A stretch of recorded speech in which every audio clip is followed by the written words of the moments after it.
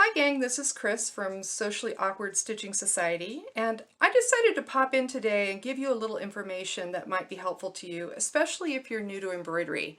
My friend and colleague Holly, who is a part of this endeavor as well, pointed out that brand new embroiderers might not always understand how color stops are used in embroidery, because it's not just about changing the color of your thread. So if you buy one of our designs and download it, when you unzip it, you're going to see all of the various formats of files, but you're also going to see some PDFs, and one of them will have the word color changes in it. That's what I have right here. This is the color change sheet for our Thanks Science bookmark, which is part of a new series that's just about to come out, our ProVax series. So I want to show you that on this bookmark, we've added a layer of clear vinyl across the barrel of the syringe. And I want to show you what that looks like in a list of color stops, as well as how to know when it's time to put the backing on based on the color stops.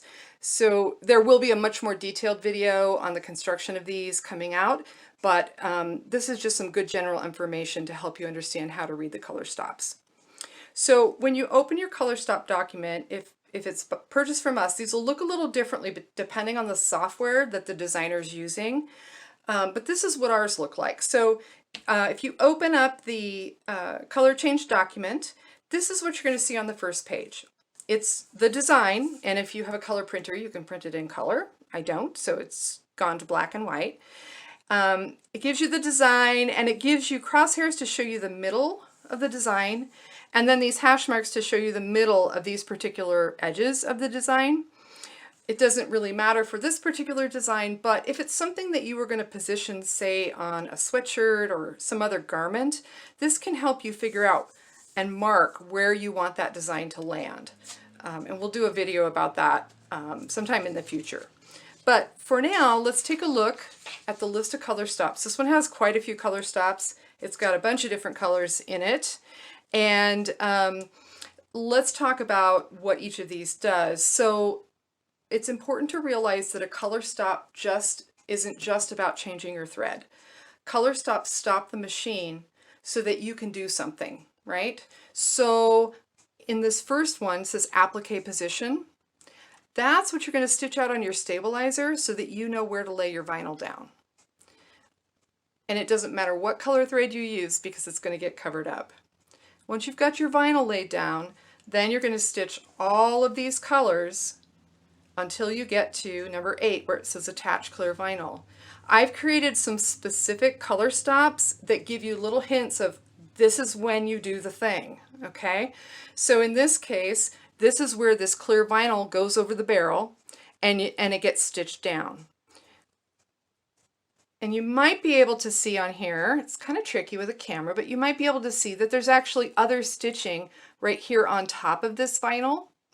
So there's a couple more color stops that come after you get that tacked down and you trim it off around the edges. So then you've got cobblestone, and then it does the lettering. So you go through those stops until you hit number 11, which tells you it's time to attach the backing. And if you've watched my other videos, you'll see that this is where you put the vinyl on the bottom of your hoop, put it back in the machine, and it stitches around here and it affixes the back to the front. So again, color, your choice, doesn't matter as long as you stop and put that backing on. And yes, I have forgotten to do that, which is why I'm hoping that these little cues will help you know when you're at a step where you need to add a piece of material. So that's all for today. As I said, there'll be more detailed instructions and tutorials for this particular design and the ones in that series. But I just wanted to pop in and hopefully help you have a little better sense of what you're looking at when you're reading color stops. So happy sewing until next time.